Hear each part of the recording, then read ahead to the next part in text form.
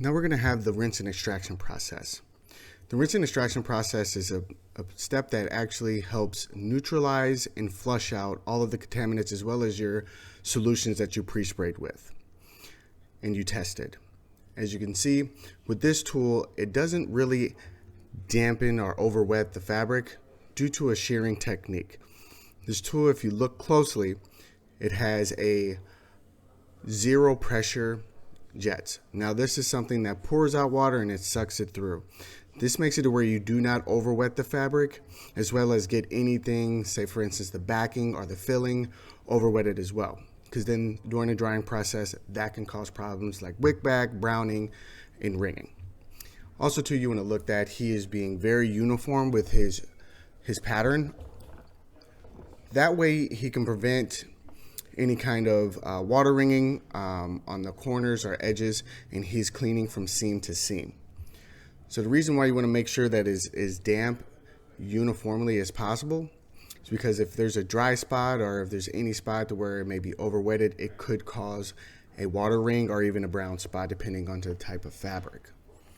Now also too, you'll see that he's being, if you see a kind of spot, he wants to rinse those spots a little bit more. That's because if you put in additional solutions on there, you want to make sure that you flush out that additional solution. This prevents the fabric from having leftover residue, which can cause stiffness. And also too, with the product that we rinse with, it helps it soften and neutralize the solution in which you put in. Also too, when it comes to where you start with the rinse and extraction process, you always want to try to clean the most heavily used areas first. All right, so by knowing that it's the heavily used areas, you'll be able to see through the sight glass if you see a lot of soil being pulled out, and also too if there's a lot of residue being pulled out. So if you do see a lot of soap subs in that sight glass or the top of it, then you know you may need to do additional rinsing if necessary. Also too, starting with the seat cushions, you can flush those and then move to the back cushions and then to the arms, and then you can proceed to the body or the frame of the sofa or chair, love seat, whatever you may be working on. Also too, it's important you can see that even though he is cleaning the front, the back, as well as the sides, he will never go to the actual zipper side. The reason why we don't want to clean or rinse the zipper side is that, one, for the drying process, we always like to dry it in a TP pattern.